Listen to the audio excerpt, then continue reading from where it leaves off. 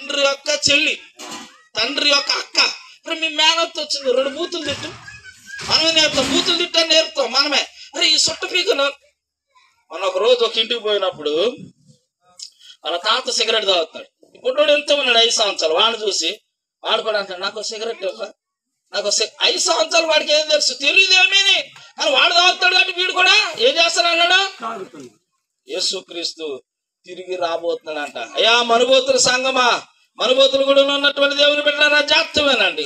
యోసేపు ఏం చేశాడంటే మేకలు మేపుకుంటా వాళ్ళన్న చేసిన చెడుతనం ఏం చేశాడు, తండ్రి గడ్డించేవాడంట. చెడు చేయొద్దు, పాపం చేయొద్దు. సొట్ట తాగితే ఎవరి ఆరోగ్యం పాడవుతుంది? సారా తాగితే ఎవరి ఆరోగ్యం పాడవుతుంది? కొట్లాడపోతే ఎవరు ఇబ్బంది పడతారు? ఎదుటోని ఇబ్బంది పెడితే ఎవరు ఇబ్బంది పడతారు? మనం ఇబ్బంది పడతాం. యోసేపు ఇవన్నీ ఏమి చేయొద్దని చెప్పేవాడంట. ఇలా చెప్పినప్పుడు అన్నలకి ఏం స్టార్ట్ అవుతుంది? రమేష్ చాలా మంచోడు, ఆయన నేను అందరి దగ్గర పోయి ఒకటి చెప్తాంటే రమేష్ మంచోడు కాదు అని చెప్తాడు. చెప్పినప్పుడు రమేష్ కు రోజు తెలుస్తుంది. కళ్యాణ్ పాస్ ఉన్నాడు కదా, ఆ రమేష్ గురించి ఏం చెప్తున్నాడంటే బ్యాడ్ గా చెప్తున్నాడు, చెడుగా చెప్తున్నాడు. ఏదో ఒక రోజు ఎవరు తెలిసిపోద్ది? రమేష్ తెలుస్తుంది. రమేష్ తెలిసినప్పుడు అన్న నా గురించి భలే చెప్పావని అంటాడా? నా గురించి ఎందుకు బ్యాడ్ గా చెప్తున్నావు? ఏం నీ సంగతి? నీ ఎంత చూస్తా, నీ సంగతి చూస్తాను అంటాడు. అవునే కదా? ఈ యాకోబు కుమారుడైన యోసేపు కూడా అన్నదమ్ములు చేస్తున్న పాపం అంతా తీసుకొచ్చినందుకు అన్నదమ్ములు ఏం చేశారంటే వీడి సంగతి చెప్తాం, వీడి సంగతి ఏం చేద్దాం, సంగతి చెప్తాం. దీనికి బదులుగా జాగ్రత్త వినాలి వాక్యాన్ని. దీనికి బదులుగా ఏం జరిగిందంటే యోసేపు ఇశ్రాయేలు వృద్ధాప్యం మంది పుట్టిన కుమారుడు కనుక తన కుమారులందరికంటే ఎక్కువ అతను ప్రేమించి అతని కొరకు విచిత్రమైన నిలువుటంగిని కుట్టించును. తల్లిదండ్రులు చేసే పెద్ద తప్పు ఇది. ఏంటంటే తల్లిదండ్రులు చేసే పెద్ద తప్పు. వాక్యం ఏం చదువుకున్నాం? సంటి గారు పాస్టమ్ గారు చెప్పాలి. వాక్యం ఏం చదువుకున్నాం? ఎక్కడ ఉన్నారు? ఇక్కడ ఉన్నారా? మా రమేష్ పాస్టమ్ గారు చెప్పాలి. ఏం చదువుకున్నాం తమ్ముడా? ఏం చదివాం వాక్యంలో? ఇది చూడండి. ఈ అన్ని సాడీలు మోసుకొచ్చి అన్ని చెప్పేవాడు ఉన్నాడు, కానీ ఈ సాడీలు కాదు, పనికొచ్చే విషయాలు. ఓ రోజు అనుకున్నాను, బా ఇది ఎంత బాగా చెప్తున్నాడు. కింద నుంచి పైకి చూసి వాళ్ళ నాన్నంట, మంచి సొక్క గుట్టిస్తారా నీకు? ఏం గుట్టిస్తా చెప్పాలి మీరు, మీకు అర్థం కావాల తెలుగు. మంచి ఏం కొడతారా? సొక్క గుట్టించాడంట. అసలేనే వీడు సాడీలు చెప్తున్నాడని కోపం ఉంది అన్నదమ్ములకి. ఇప్పుడు మంచి సొక్క వేసుకుని మనకెవరికి మంచి సొక్క ఇవ్వలేదు, నాన్న ఎవరికి ఇచ్చాడు? వీడికి మంచి సొక్క ఇచ్చాడు. వీడి సంగతి ఇంకా చూడాలి. ఏమొచ్చింది? ఎక్కడికి? పాట బాగానే ఉంది, డాన్స్ బాగానే ఉంది, అన్నిటికన్నా ముఖ్యం ఇది. వెళ్ళిపోతా ఉన్నాం. ఇటు చూడాలి. సొక్కా కొనిచ్చాడు కాబట్టి వీడు ఇంకా సంగతి చూడాలి. అతని మీద ఏమొచ్చిందంటే యోసేపు మీద కోపము, అసూయ ఇంకా పెరిగింది. మన పిల్లలకి అడమయ్య 2 పిల్లలను ఒకేలా చూడాలి. పెద్దోడు నా పార్టీ, చిన్నోడు ఆ పార్టీ, చిన్నోడు నా పార్టీ, పెద్దోడు ఆ పార్టీ, కూతురు ఆ పార్టీ, ఇలా నెట్టేయొద్దు. నా పెద్ద కొడుకు అంటే నాకు ఇష్టం అంటాడు ఒక తండ్రి, నా చిన్న కొడుకు అంటేనే నాకు ఇష్టం అంటాడు, నా కూతురు అంటేనే నాకు ఇష్టం అని చెప్తాడు ఇంకొక ఆయన. అలా చేయకూడదు. అందరు ఎవరు పుట్టిన పిల్లలు, మనకు పుట్టిన పిల్లలు, అందరిని ఎలా ప్రేమించాలి? సమానంగా ప్రేమించాలి.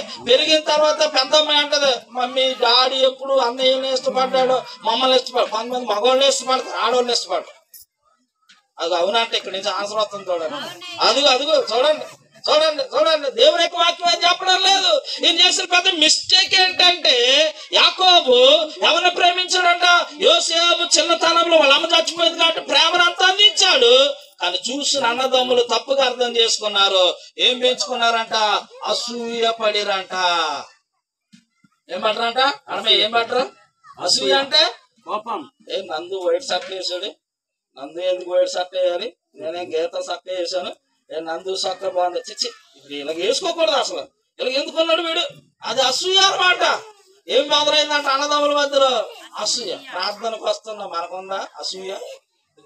పాటలు పాడుతున్నా మనకుందా? మీరు చెప్పరు, కానీ మీ మనసులో మీకు తెలుసు అసూయ ఉందో లేదు. పాటలు పాడుతాం, మనకేముంటది?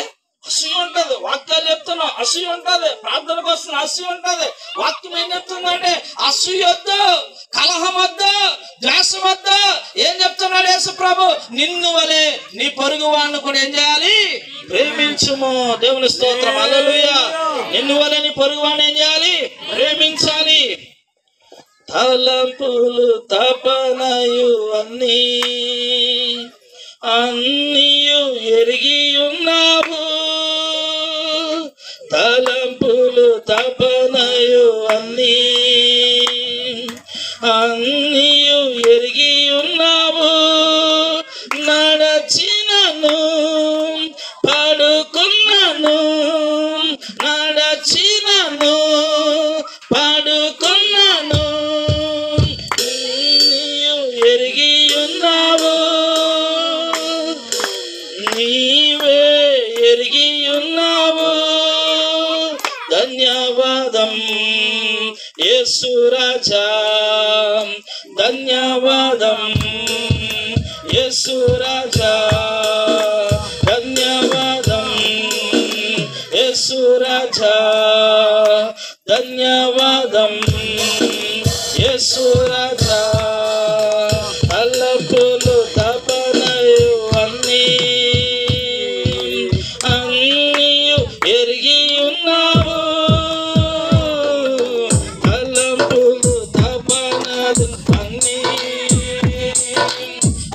అన్నీయు ఎరిగి ఉన్నావు.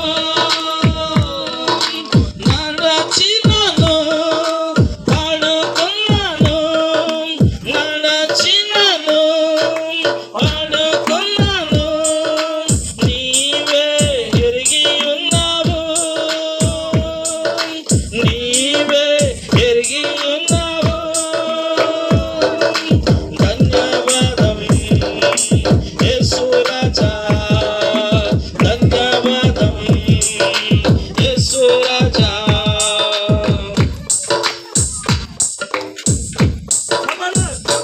నన్ను చూచువడా, నిత్యం కాచువడా, నన్ను చూచువడా, నిత్యం కాచువడా. పరిశోధించి తెలుసుకున్నావు, చుట్టూ నన్ను ఆవరించావు. అవే పరిశోధించి తెలుసుకున్నావు, చుట్టూ నన్ను ఆవరించావు. కూర్చుండుట లేచియుండుట, అవే కూర్చుండుట లేచియుండుట, బాగుగా ఎరిగి ఉన్నావు యేసు, బాగుగా ఎరిగి ఉన్నావు. ధన్యవాదం యేసు రాజా, ధన్యవాదం యేసు రాజా, ధన్యవాదం యేసు రాజా, ధన్యవాదం యేసు రాజా. హల్లెలూయా. దేవుడు ఏం చేస్తాడంట? దేవుడు ఏం చేస్తాడంట? అయిపోయింది, మీరు ఎవరు ఇబ్బంది పడదు. దేవుడు ఏం చేస్తాడంట? అన్ని చూస్తున్నవాడంట. ఒక రోజునంట భీమరాజు ఒక ఆయన గడ్డి కావాల్సి వచ్చిందంట. గడ్డి ఏం చేస్తాం? గడ్డి ఏం చేస్తారా చెప్పరండి మీరు? ఎడ్ల పెడతాం, మేకలు పెడతాం, గొడ్లు పెడతాం, దేని పెడతాం అని పెడతాం. అయితే గడ్డి కోసుకుంటాకి వెళ్ళాడంట. సొంత పొలంలో కాదు, పక్కింటి పొలంలోకి వెళ్ళాడంట. ఇలాగా భీమరాజు మైకు పెట్టుకుని వాక్యం చెప్తాడంట. ఏమనంటే, దేవుడు అన్ని చూస్తున్నవాడు అని వాక్యం చెప్పాడు. అమ్మో, ఎవడో చూడటం లేదని ఏం కోస్తున్నా? గడ్డి కోస్తున్నా. ఈయన ఎవరో పాస్టర్ గారు ఏం చెప్తున్నాడు? దేవుడు అన్ని చూస్తున్నాడు. మీ గడ్డి సంగతి ఏంటి? ఎవడో చూడటం లేదు నేను అనుకున్నా, ఆయన ఎవరో చూస్తున్నాడు అంటున్నాడు. నన్ను కూడా చూస్తున్నాడని గొడవలు అక్కడ వదిలేసి గడ్డి వదిలేసి పారిపోయాడంట. ఎందుకు తెలుసా? దేవుడు అన్ని చూస్తున్నాడు. మంచి సొక్కా కొట్టారు. మంచి సొక్కా కొన్నప్పుడు అన్నదమ్ములు ఏం చేశారంట? అందరికంటే ఎక్కువగా ప్రేమించడం చూసి సమాచారమైన అతని మీద పగబెట్టి ఇక మాట్లాడడం మానేరంట. ఎలా ఉన్నావు, తిన్నావు, తాగావా, ఏమీ లేదు. వేరేవాడు కాదు, సొంత ఇంటోడే. వేరేవాడు కాదు, సొంత తమ్ముడే. ఏం చేయడం మానేశారు? తమ్ముడా ఏం చేయడం మానేశారు? మన ఇంట్లో కూడా అంతే. పెద్ద నీకు మంచి సొక్కా పడ్డది అనుకో, చిన్నోడు ఏం చేస్తాడు? వాడికి కొన్నావు, నేను నీ పిల్లోడు కాదు. అక్క చెల్లె ఇటు చక్కగా చెప్పు, అందరిని ఒకలా చూడడం, పిల్లతో ఆడుకుంటున్నాం. విను, ఏం పొందారంట? అసూయ పొందారంట, మాట్లాడడం మానేశారు, క్షేమాలు అడగడం మానేశారు, ఎలాగున్నారని అనడం మానేశారు. పుట్టడం ఒక తండ్రికి పుట్టారు, తల్లులు వేరు, కానీ ప్రేమించుకోవడం మానేశారు ఒకరికొకరు. ఇలాగుండగా చెడుని అసహించుకున్నాడు, మంచిగా ఉన్నాడు, దేవుడు అంటే ఇష్టపడుతున్నాడు, దేవుడు అంటే భయం ఉంది, అన్నీ ఉన్నాయి. ఇలాగుండగా ఇంకొక ఎక్స్ట్రా క్వాలిటీ ఉంది. ఏంటి తెలుసా? మన పౌలయ్య గారు దాకా ఎప్పుడు దేవుడితో సంకట సంబంధం అంటే దేవుడు రాత్రి కాలిచ్చాడంట. జాగ్రత్త వినాలి. దేవుడు రాత్రి కాలిచ్చాడంట. ఏం కాల తెలుసా? ఈ కింద రాయబడి ఉంది చూడండి. కళ ఏమని రాయబడి ఉంది అంటే కింద రాయబడి ఉంది చూడండి. 4వ వచనం నుంచి 5వ వచనం నుంచి ముందుకెళ్ళిపోదాం. చాలా చక్కటి మాటలు ఉన్నాయి. చదువు. కలగని తన సహోదరులు చెప్పాను, చెప్పగా ఏం చేశారంట? పగబట్టి. మీరు ఎవరి మీద పగబడుతున్నారా? ఈ పగబట్టి వాళ్ళు ఉంటే యేసుప్రభు ఇష్టపడ్డ. ఈరోజు నేర్చుకోవాలి. పిల్లలకు కూడా అందరిని సమానం చూడాలి. మన కన్న పిల్లల్ని ఎక్కడ పెంచాలి? దేవుని సన్నిధిలో పెంచాలి. ఒకడి మీద ఒక పగబెట్టిలాగా, ఒకడి మీద ఒకటి అసూయ పొందిలాగా ఎప్పుడు మన పిల్లల్ని పెంచొద్దు. ఈయనకి మంచి ఉద్దేశం ఉంది.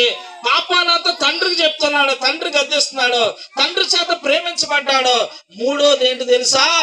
ఈయనకు కళలు పొందేటువంటి అవకాశం ఉంది. దర్శనాలు. ఏం దర్శనం పొందాడు తెలుసా? అన్నోళ్ళందరూ కూడా సూర్య చంద్ర నక్షత్రాలన్నీ కూడా ఈయన దగ్గరకు వచ్చినప్పుడు ఒకదానికి నమస్కారం చేస్తాడు కలగన్నాడు.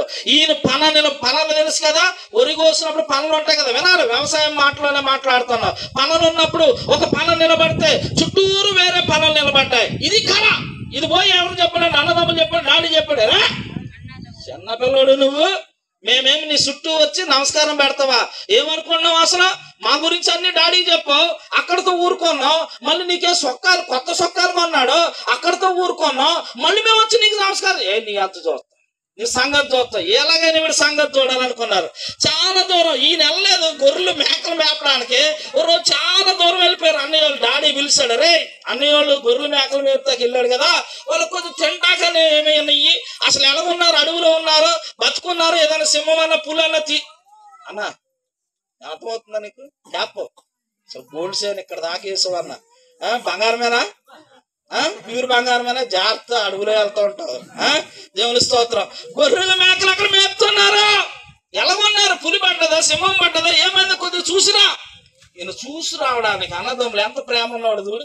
వాళ్ళ మనస్సులు ఎన్ని పెట్టుకున్నా, ఎంత కుళ్ళు పెట్టుకున్నా, ఎంత అసూయ పెట్టుకున్నా, ఏసేపు అంటే అర్థం ఫలించడి కొమ్మ. నీళ్ళు ఉంటే ఇంకోటికి నీళ్ళు ఇచ్చేవాడు, అన్నం ఉంటే ఇంకోటికి అన్నం పెట్టేవాడు, సొక్క ఉంటే ఇంకోటి సొక్క ఇచ్చేవాడు. మంచోడు, మంచి మనసు కలిగినోడు, పాపం ఉంటే ఇష్టపడినాడు. అలాంటి వాడిని దేవుడు ఆశీర్వదిస్తాడు, అలాంటి వాడిని దేవుడు అభివృద్ధి పరుస్తాడు. మీ పిల్లలను కూడా అలాగే దేవుని సన్నిధిలో పెంచాలి, ప్రార్థనకు రప్పించాలి. దేవుడు బాగుపరుస్తాడు, దేవుడు ఆశీర్వదిస్తాడు, దేవుడు అభివృద్ధి పరుస్తాడు, దేవుడు గొప్ప చేస్తాడు, దేవుడు గొప్ప కార్యాలు చేస్తాడు. దేవుని స్తోత్రం. హల్లెలూయా.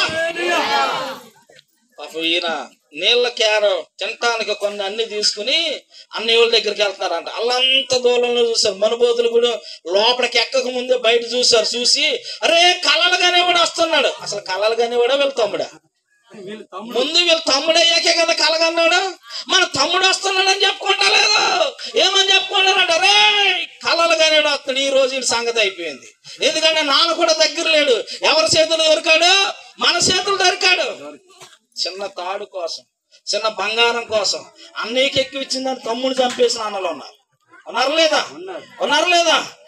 తమ్ముడికి ఆస్తి ఎక్కువ ఇచ్చిందని అన్నను చంపేసిన తమ్ముళ్ళు ఉన్నారు. డబ్బుల కోసం కొట్టుకుంటున్నారు. ఇందాక ఒకళ్ళు పాడారు, ఈ భూమి మీద నువ్వెంత ఆకాశం వద్ద ఎత్తెదిగినా గాని, నువ్వు డిగ్రీ చదివినా, ఇందాక ఎవరో పాడారుగా, నీకేం లేదన్నా పరలోకం లేకపోతే, యేసు లేకపోతే నీ ధాన్యం పనికిరాదు, నీ బంగారం పనికిరాదు, నీ వస్త్రాలు పనికిరావు, నీ వెండి పనికిరాదు, నీ ఇల్లు పనికిరాదు, నీ ఆస్తి పనికిరాదు. యేసు కావాలి. ఎవరు కావాలి? యేసు. మీరు అడగొచ్చు యేసే ఎందుకు కావాలని. యేసు పేరుకేంటి తెలుసా? రక్షకుడు అని అర్థం. యేసు అంటే ఎవరు తెలుసా?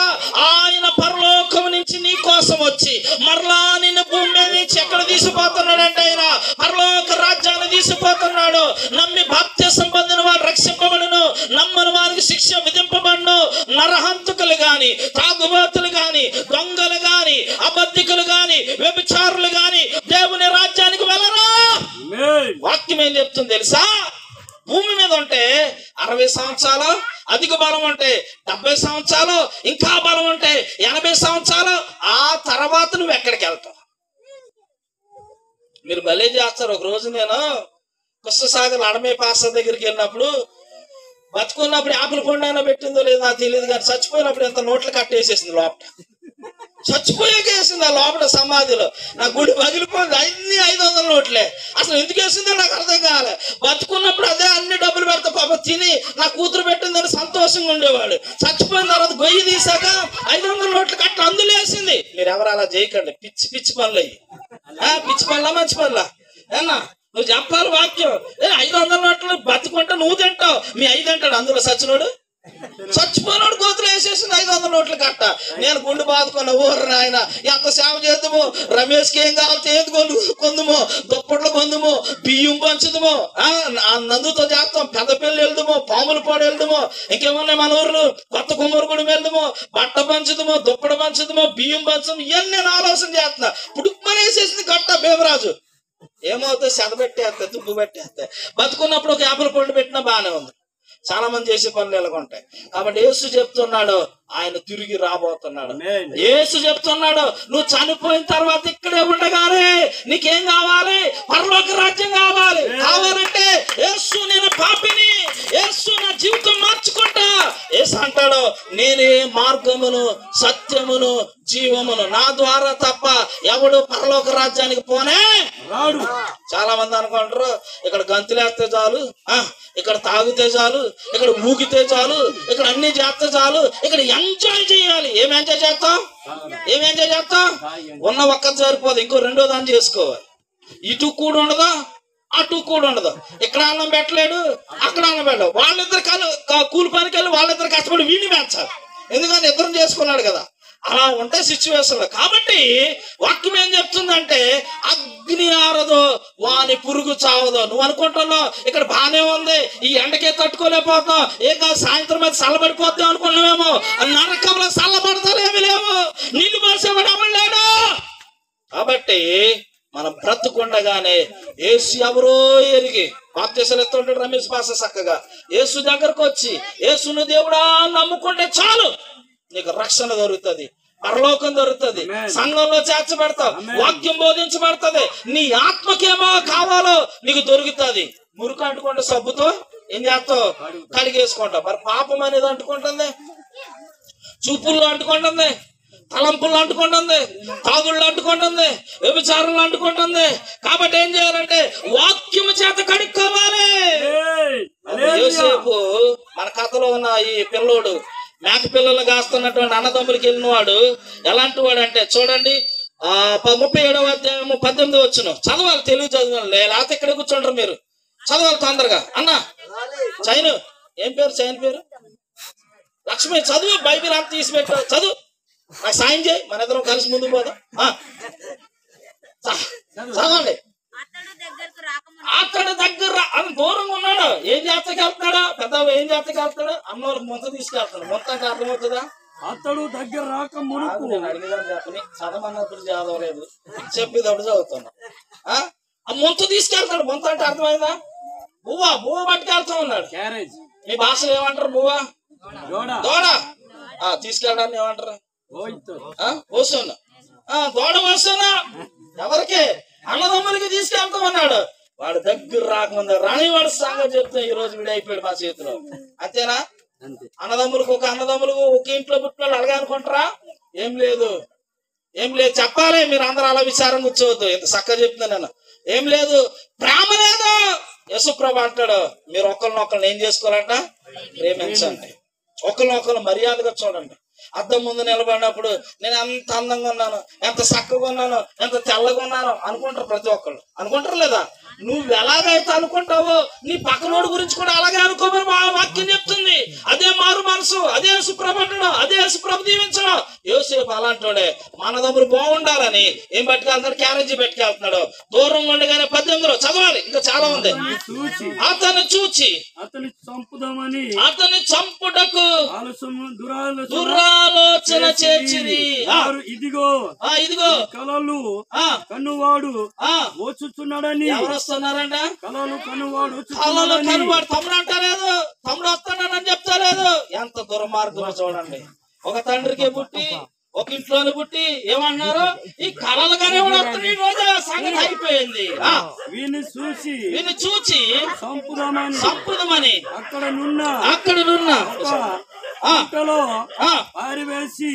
గుంటలో పారవేసి దుష్టముఖమును తినివేసనని చెప్పుదాము. ఎంత పనాగం అన్నారు చూడండి. నేను ఏం చేద్దాం? సర్పేద్దాం. మీరు ఇంటికి పోయే తర్వాత అయ్యి అడుగుతాడరా మీకోసం క్యారెట్ తెచ్చాడు, తమ్ముడు ఏమయ్యాడంటే